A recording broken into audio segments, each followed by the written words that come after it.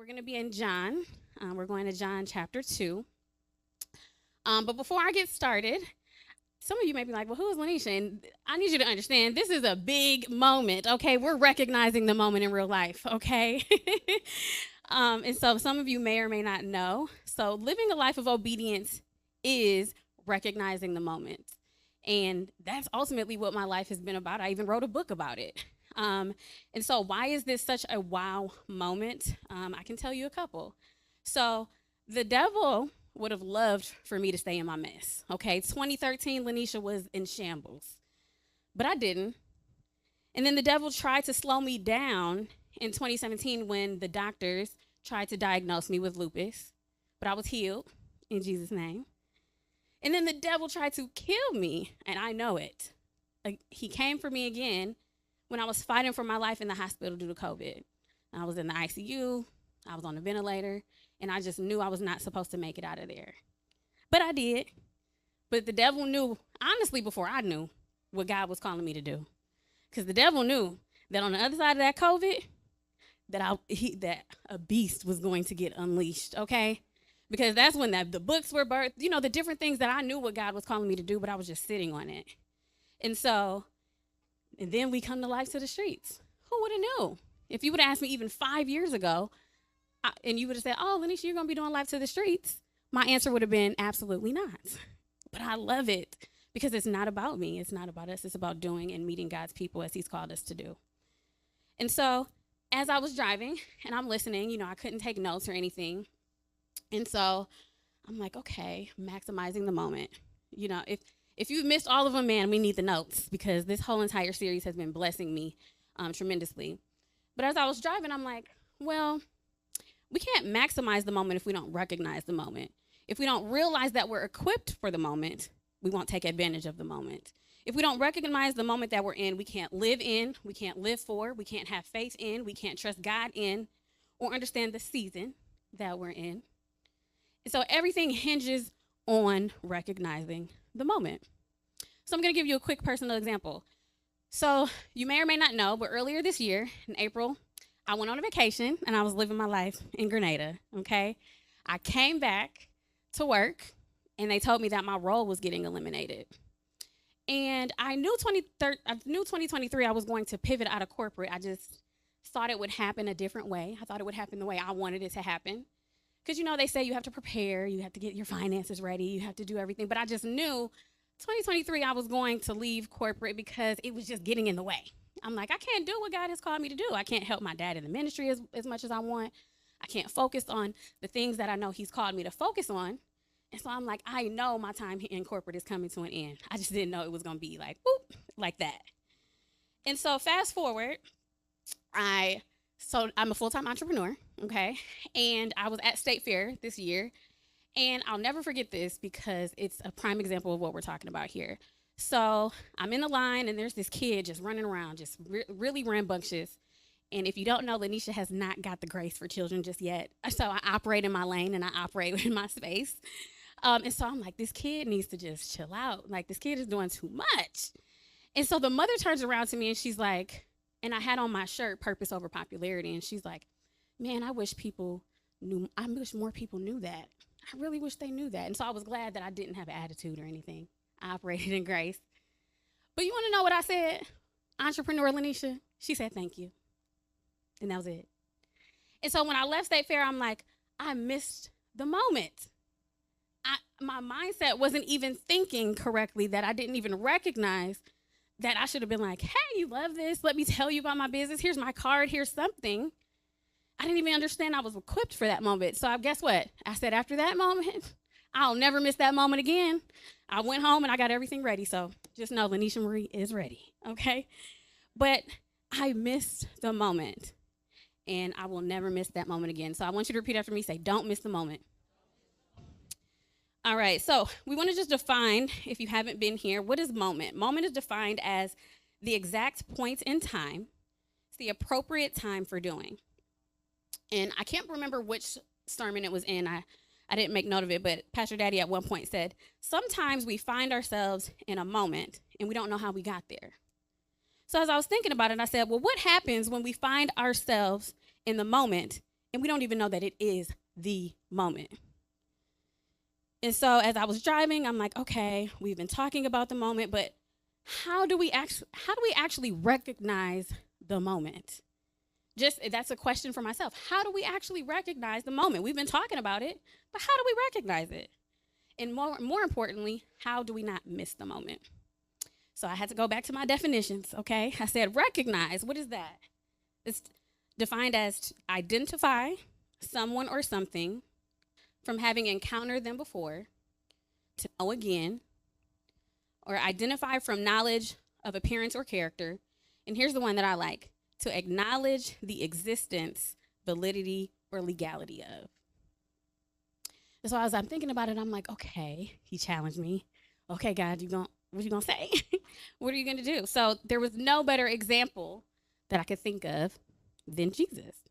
And so that's why we are in John chapter 2. If you're not already there, we're going to read verses 1 through 8. And if you don't know, so this is Jesus' very first miracle. It's the wedding at Cana. And I'll be reading from the New Living Translation.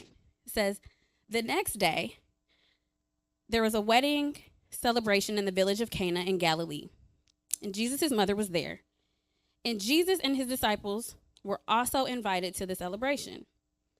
The wine supply ran out during the festivities, so Jesus' mother told him, they have no more wine. And Jesus' reply is, dear woman, that's not our problem. And Jesus replied, well, my time has not yet come. But his mother told the servants, do whatever he tells you. And standing nearby were 6 stone water jars used for Jewish ceremonial washing. Each could hold 20 to 30 gallons. And Jesus told the servants, fill the jars with water. When the jars had been filled, he said, now dip some out and take it to the master of ceremonies. And so the servants followed his instructions. So I'm going to stop right there. But if you keep reading, which I do encourage you to do so, you'll know that Jesus, in fact, turned the water to wine. And not only did he just turn it to wine, it was the very best wine. And the custom was that you serve the good wine first and then switched over to the cheap wine, you know. And so the master of ceremonies didn't understand why they waited until the very end to serve the best wine. And so I was reading those verses and I'm like, okay, so who in that story recognized the moment? And at first thought, I'm like, okay, well, Jesus, right? Because Jesus went from saying, well, that's not my problem. My time has not yet come. But then he performed the miracle. So I'm like, so at some point, Jesus had to recognize the moment, right? But the catalyst for that moment was actually Mary. So it wasn't until the demand was placed that potential showed up. And as we've been reading, and if you've been missing the book study, I need you to get in it. Uncover Your Potential by Dr. Miles Monroe. It's so good. And he defined potential as dormant ability, reserved power, untapped strength, unused success, hidden talents, capped capability. All you can be, but have not yet become. All you can do, but have not yet done. How far you can reach, but have not yet reached. And what you can accomplish, but have not yet accomplished. So because Mary recognized the moment, she went to the answer of the moment. And how you recognize the moment and how you respond to the moment can affect the impact of the moment. Because if Mary didn't move, would Jesus have moved? We don't know. So what she did and how she contributed in that moment is so important. And it just goes back to show you how important it is, like, who do you have around you? Because they may recognize the moment before you do. And are they willing to push you? Because Mary was so confident that she said what she said and she walked off. Like, do what he tells you and walk off. So that's important. Now, I want to just turn to one other quick story before we get into the points, because Lynesha's not going to be before you long. Not at all. So the other scripture we're going to is Luke chapter 19. And Luke chapter 19, verses 1 through 9. And this is, as Pastor Daddy and I were talking, we're talking about this particular story. It's the story about Zacchaeus. And so we're going to read verses 1 through 9. So it says, Jesus entered Jericho and made his way through the town. There was a man there named Zacchaeus, and he was the chief tax collector in the region, and he had become very rich. He tried to get a look at Jesus, but he was too short to see over the crowd. So he ran ahead and climbed a sycamore fig tree beside the road, for Jesus was going to pass that way. When Jesus came by, he looked up at Zacchaeus and called him by name. Zacchaeus, he said, "Come down.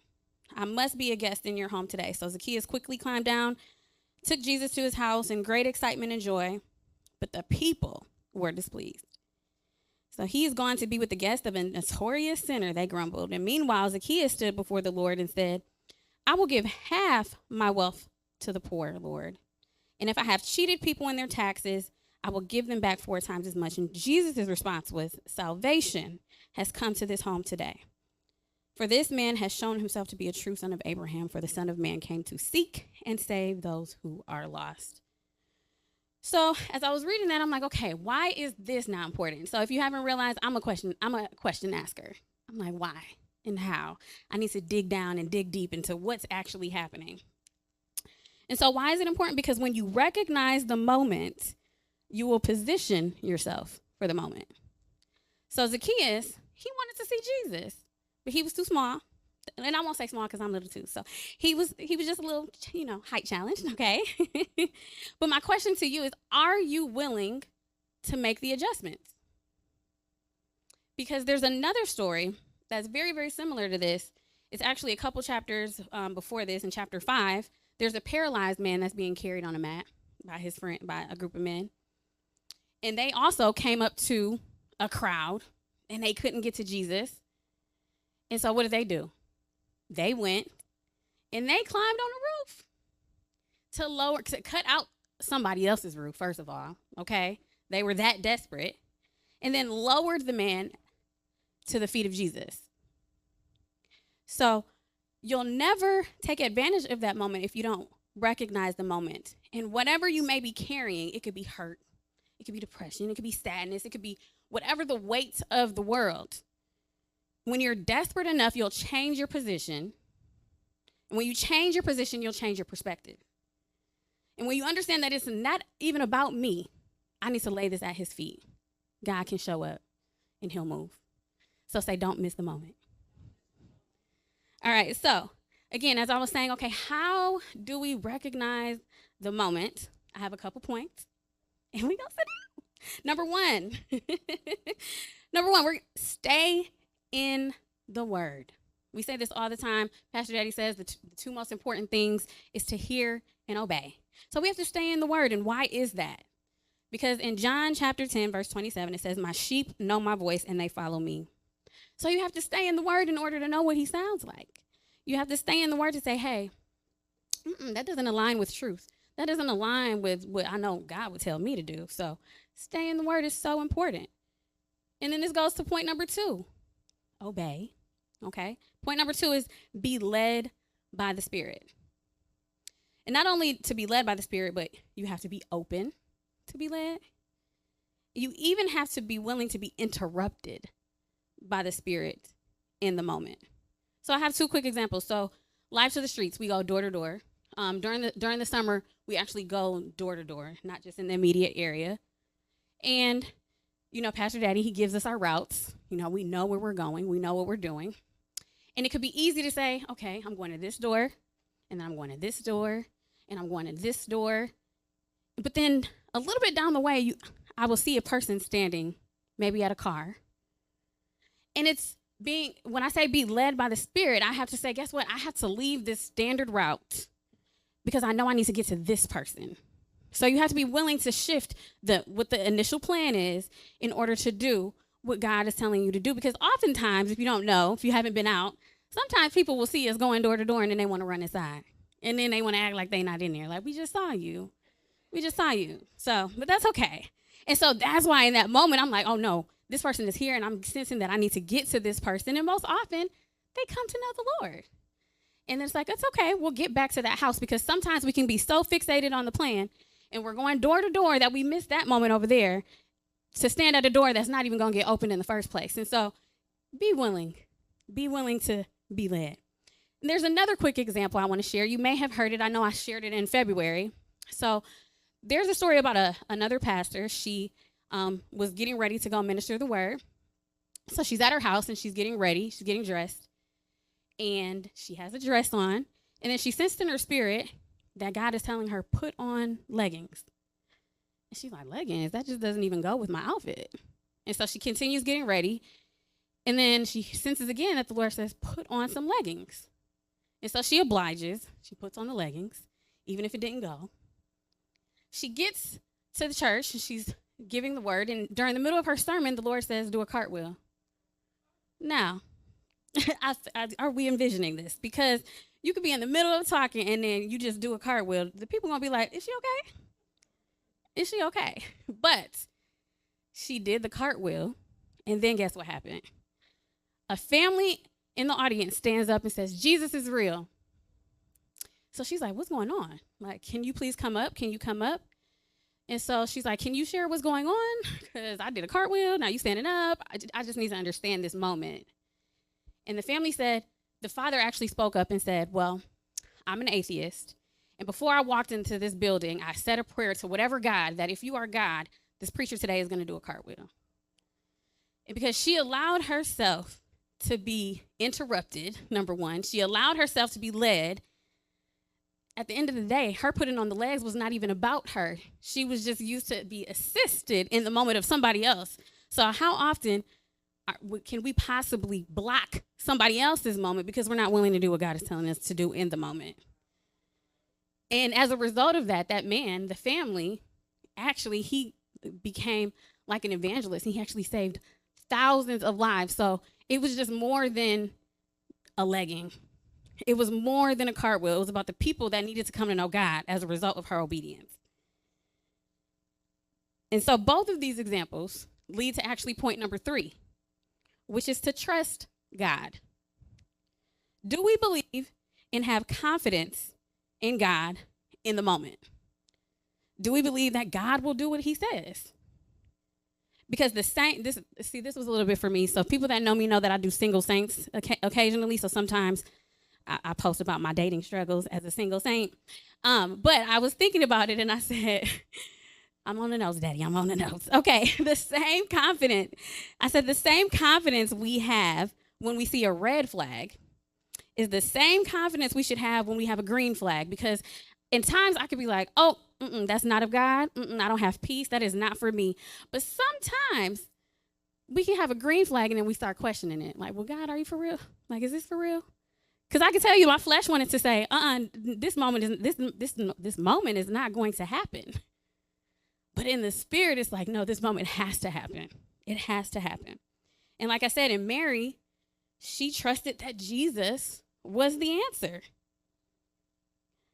So number 4, we moving along. Number 4, anticipate the moment. Let me ask you, what is your level of expectation?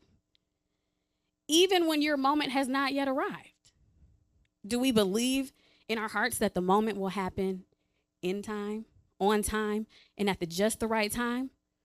Or do we say the moment is never going to even arrive? Because that's your faith. And so I was thinking about it and I said, so I don't know if any of us are in here surfers, probably not, but surfers anticipate a wave. They will paddle out and there's no waves, right? They paddle out and they'll sit. And they sit for just the right conditions for a wave to happen. And so this is why it's so important to recognize the moment, the environment that is created, because you could literally be in the water and still miss the wave. That's why I say don't miss the moment. So for instance, when we're here, praise and worship is awesome. It just creates the environment. It can create the environment for whatever moment it is that you're praying for, the moment that you're waiting for. It can create that moment. But how many times can we sit in this service and still miss the moment? So Zacchaeus, we talked about him. In the easy read version, it said he ran to a place where he knew Jesus would come. So he anticipated the moment. He said, this is a barrier to me, but I know what I need to do, and I'm desperate enough to move. I'm desperate enough to separate myself. I'm desperate enough to go climb a tree because I know Jesus is going to pass by, and I'm going to wait for him. And he had to be willing to separate himself in order to attain his moment. So sometimes when you're waiting on something, you have to be willing to separate yourself from the crowd. You have to be willing to climb a tree. You have to be willing to do something that most other people will be like, what are you even doing? Why are you doing that? But my moment is over there, and that's where I'm going, and that's where I'm waiting.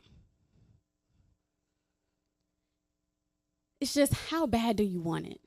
And that's all I kept thinking. So don't miss the moment. Say, don't miss the moment. So in order to recognize the moment, we must not minimize the moment or minimize what is happening in the moment. Understand that the right conditions mixed with faith will create the moments that can last a lifetime. And oftentimes it's easy to think, okay, I'm waiting for the moment. I'm waiting for my moment that God is going to use me, that I want to go and do. It's easy to think of it as an assignment. But know that your moment can be your salvation. Your moment can be your redemption. Your moment can be your healing. Your moment can be your breakthrough. It can be your strength. It can be your comfort. It could be your strategy. It could be whatever it is that you are waiting for in that moment. So recognize the environments that we're in. For instance, the Women of Grace meeting yesterday. That moment of praise and worship was powerful. The environment totally shifted.